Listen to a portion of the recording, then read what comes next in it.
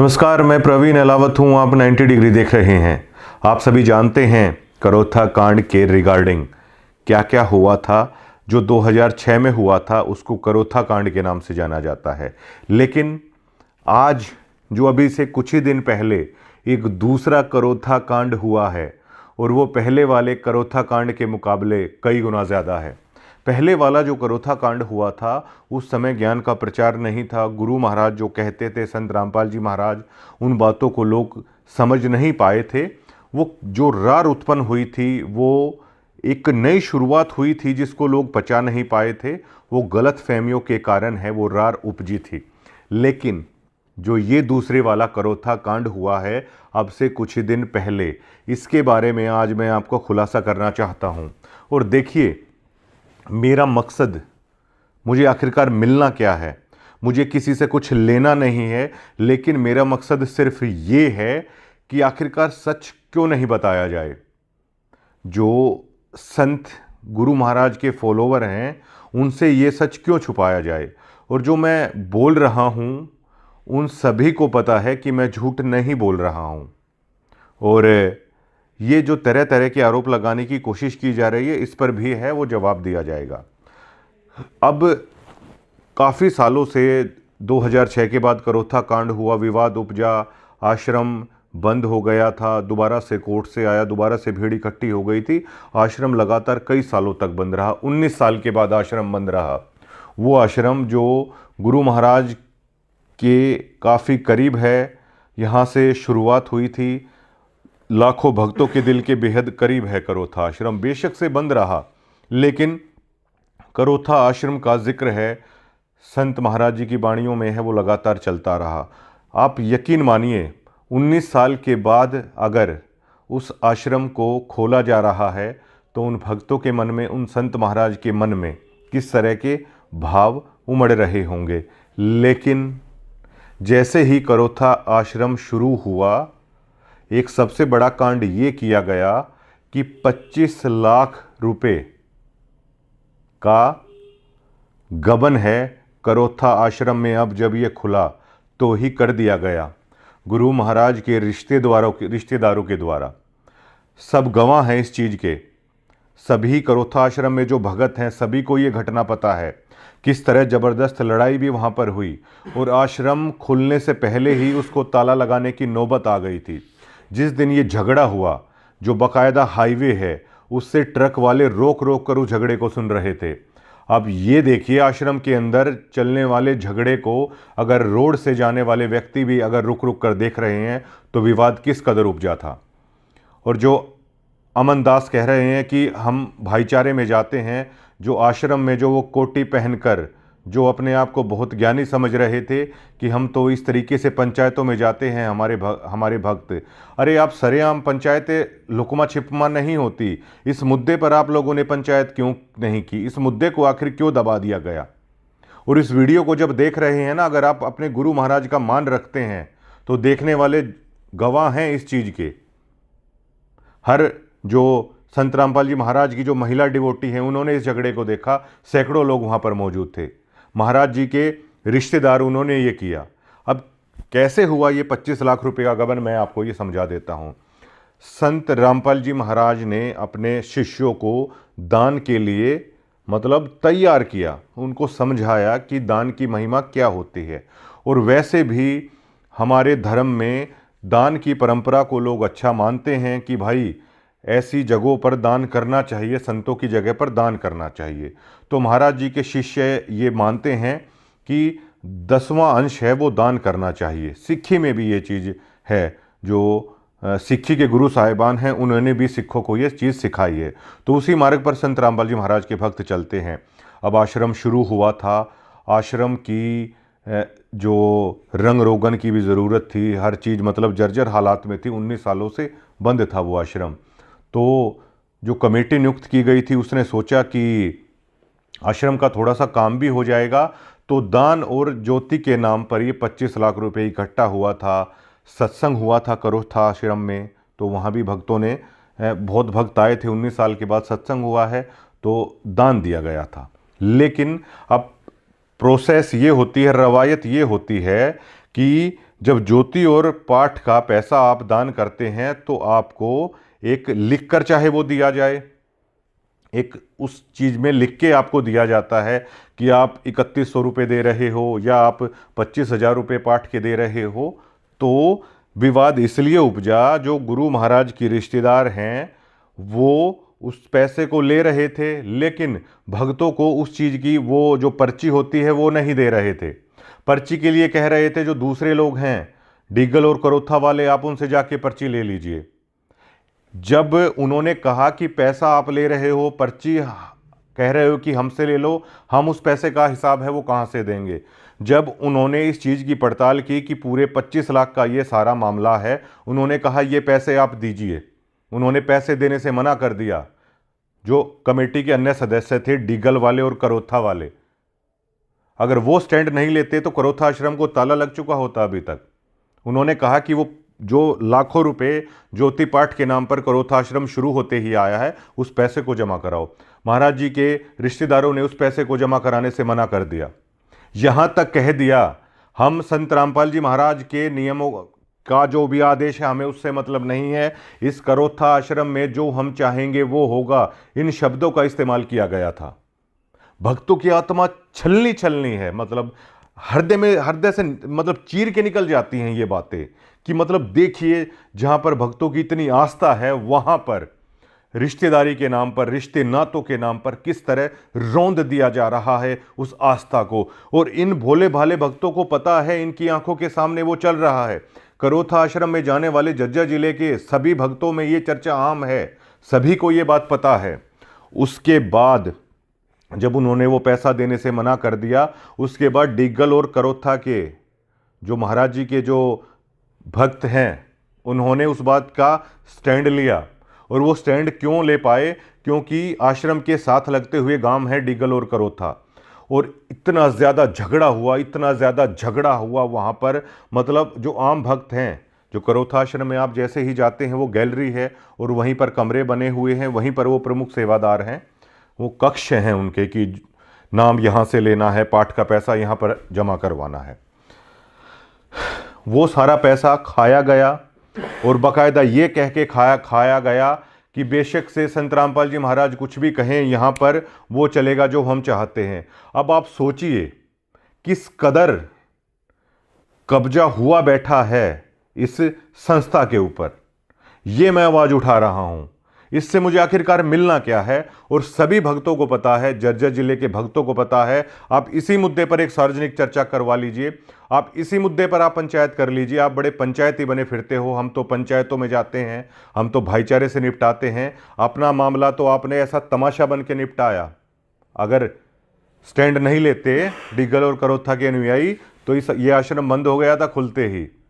ऐसे लोग वहाँ पर हैं।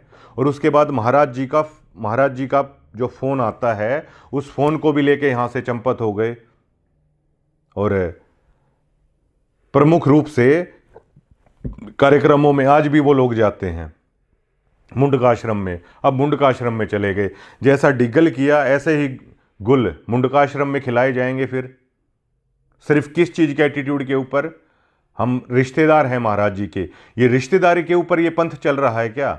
रिश्तेदार इकट्ठे होके आप लोग क्या लोगों को ये जो लड्डू बनाए जा रहे हैं, इन लड्डुओं के अंदर जो मिठास है उसकी चीनी की बोरी अगर आप लोग ला दोगे, जो भक्तों के दान के साथ, उनकी आस्था के साथ खिलवाड़ किया जा रहा है और वो भोंडा मजाक बिल्कुल आम भक्तों के बीच में ये मतलब मचाया जा रहा है। आप पंचायती बने फिरते हो। इस मुद्दे पर बुलाइए ना, आप पंचायत बुलाइए, आप पंचायत इस मुद्दे के ऊपर कि ऐसे ऐसे हुआ है। वो फ़ोन भी वहाँ से लेके है, वो वहाँ से चले गए। बहुत रार उपजी है इस मुद्दे के ऊपर। और बताता हूँ मैं, जो करोथा आश्रम में महाराज जी का जो दरबार साहिब है उस पर टफन का जो शीशा लगा हुआ है, महाराज जी की वहाँ पर फ़ोटो रखी गई जहाँ पर लोग दंडवत प्रणाम करते हैं। 3,80,000 रुपये का बिल एक ऐसी फर्म को दे दिया गया भिवानी की। क्यों भैया? करोथा आश्रम से जज्जर नज़दीक है या भिवानी नज़दीक है। अगर आपको कोई भी काम करना है आप 5 या 6 जगह से क्यूटेशन लेके आते हो। सरकारी महकमों में भी ऐसे होता है, आप क्यूटेशन लेके आते हो। ये भी आप एक ट्रस्ट के माध्यम से चला रहे हो। ये भक्तों की खून पसीने की कमाई का पैसा है जो दान में आता है, और वो दान अपने गुरु महाराज को कर रहे हैं वो लोग, ना कि आप लोगों को कर रहे हैं। 3,80,000 रुपये उसका बिल बनाया गया। हर कोई जानता है कि किस तरीके से किया गया। वो दरबार साहिब पर भी जो शीशा लगाया गया, उसको देखकर आप आसानी से अंदाजा लगा सकते हैं कितने रुपए का काम है, कितने में किया गया। बहुत लड़ाई झगड़ा हुआ इसको लेकर, और डिगल करोता वाले जो भक्त हैं वो स्टैंड ले गए इस मुद्दे के ऊपर, बेशक से कितनी भी लड़ाई हुई हो। वरना ये जो कांड हुआ है इसका परिणाम ताला लग चुका होता है। यहाँ पर डिगल और करोथा में इस चीज को लेकर, मतलब रोड साइड रोड चलते लोगों ने भी देखा है लड़ाई को। इन भक्तों में इस कदर लड़ाई होती है। और इनको आप कभी देखिएगा, इनको मैं माइक लगाता था ना, मैं भी इनको ऐसे मानता था कि पता नहीं सच में ही सत्यलोक में रहने वालों से मेरी बातचीत हो रही है। तो बिल्कुल ऐसे करके बातचीत है ये लोग करते थे। इनके कारनामे देखें। एक सरदार जी का वो कहावत मुझे याद आती है कि अगर गुरु महाराज की वाणी को देखें तो सदके जाएं, और अगर इनकी हरकतों को देखें ना, अब रहने दो बस। ये इस तरह की चीज़ें हैं ये कर रहे हैं। अब ये तो हजारों भक्तों के बीच में किया है। झज्जर जिले के हर भक्त हैं ये चीज़ बता सकते हैं कि इन्होंने ये कांड कर दिया। यहाँ पर इस तरह की हरकतें, इस तरह का आस्था के साथ खिलवाड़ है वो किया जा रहा है सत्यलोक आश्रमों में। मैं इसी सच को बता रहा हूं। और जो ये आप लोग कह रहे हैं कि कहीं से पैसा ले लिया, किसी किसी का आप लोग नाम ले रहे हैं। अब एक कहावत है, गरीबदास जी महाराज की कहावत नहीं है, संत रामपाल जी महाराज एक बात कहते हैं कि फूटी ज्ञान विवेक की अंधा है जगदीश, चंपा कली को 500 मनी राम को 30। इस उदाहरण से आप समझिएगा कि जिन्होंने 25 लाख का यहाँ करोथा आश्रम में गबन कर दिया, भक्तों की आस्था का पैसा है वो खा लिया। लड़ाई हुई बाकायदा आपके आश्रम में, लिपटा झिपटी हुई, और ये तक कहा गया कि बेशक से संत रामपाल जी महाराज कुछ भी कहते हो, इस आश्रम में तो वो चलेगा जो हम चाहते हैं, क्योंकि हम महाराज जी के रिश्तेदार हैं। अगर ठाड्डे नहीं होते वो डिगल वाले और करोथा वाले भगत, तो ये बाणियां भी उसी तरह चलती रहती है वहां पर, ये भंडारा भी उसी तरह चलता रहता है। लेकिन आपके पैसे के साथ ये देखिए, मतलब जहां पर आप जमा करा रहे हो, जहां पर जिसके हाथ में वो चाबी आ जाती है, उसका एटीट्यूड वो देखिए, मतलब लोगों के साथ मतलब क्या हो रहा है।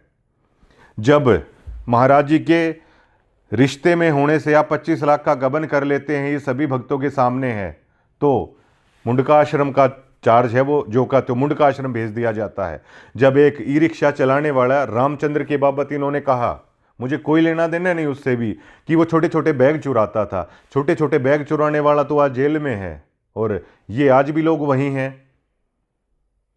चंपाकली 500 ले रही है, मनीराम के हाथ में 30 ही आए। ये रामचंद्र और ये जो लोग कर रहे हैं ना, इसलिए मैंने ये चीज बताई है आप लोगों को। जो हुआ था गिरावड़ में हुआ था, गिरावड़ में भी मैंने साफ साफ लहजों में कह दिया था, ये रिश्तेदारी का मेरे सामने मत चलाओ, ठीक है। मुझे क्या करना है भाई, ये पीले पर्चे का ओरी कहीं डर दिखाओ, मुझे ये डर मत दिखाना। पीले पर्चे, नीले पर्चे, लाल पर्चे, उस पीले पर्चे का रंग तो बदल लो कम से कम, एंटरटेनमेंट के लिए अच्छा होगा। लोगों की आंखों को डरा डरा के आपने अंधा कर दिया, पीला पर्चा पीला पर्चा, रात को भी उठ जाते हैं वो सिहर के।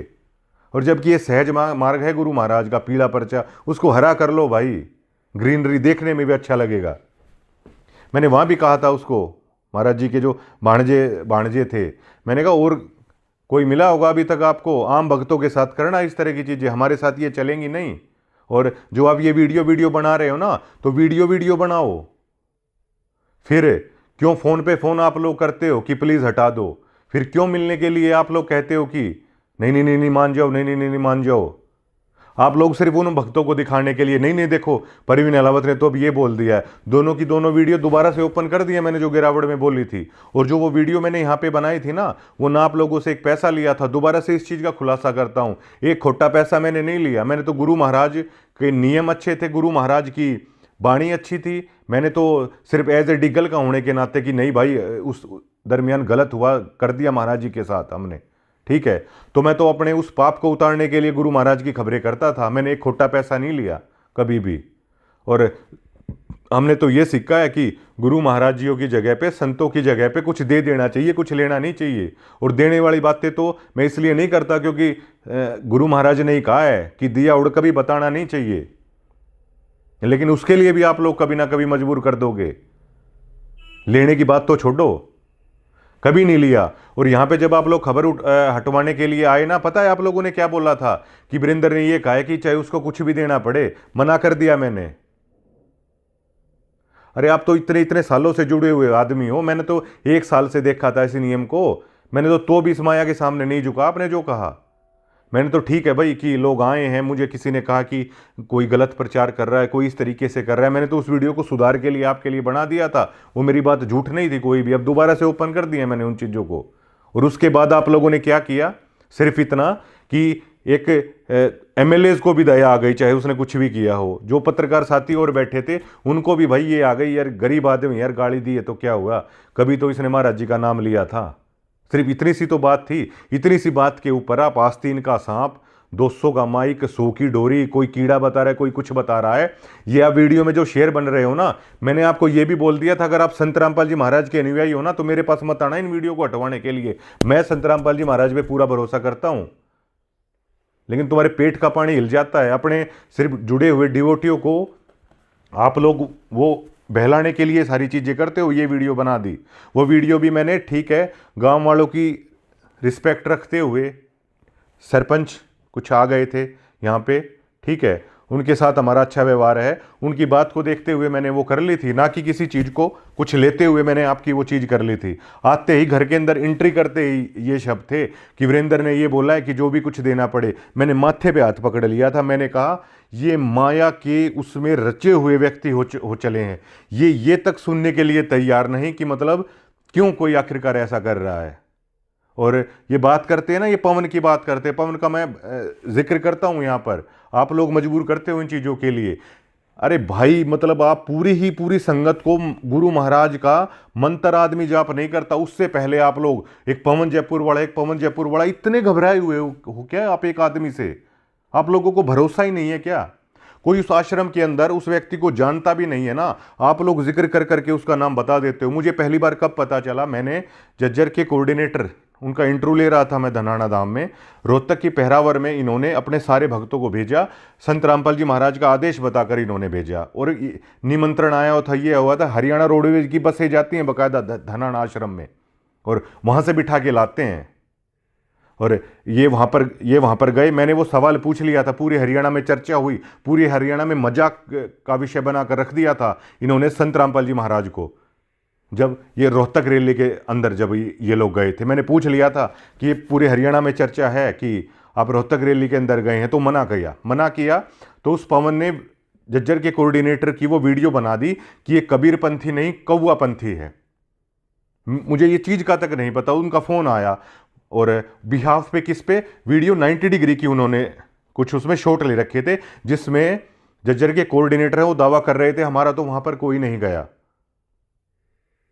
और उसमें हेडलाइन उन्होंने लिख दी कि ये जज्जर के कोऑर्डिनेटर ये कबीर पंथी नहीं कौवा पंथी है। मेरे पास फोन आया, देखो, मैंने कहा अरे यार आप तो ये बोलते हो कि इस पवन से दूर रहो, इसकी तो बात भी नहीं सुननी चाहिए, इसकी तो वीडियो भी नहीं देखनी चाहिए, आप लोग क्यों इनकी वीडियो आप देख रहे हो और क्यों मुझे दिखा रहे हो? नहीं, उसके पास कॉपीराइट भेजो, उसके पास ये भेजो। मैंने कहा मैं पत्रकार हूं, मैं ये चुट्टी हरकतें नहीं करता कि कॉपीराइट भेज दूं या यह भेज दूं या वो भेज दूं।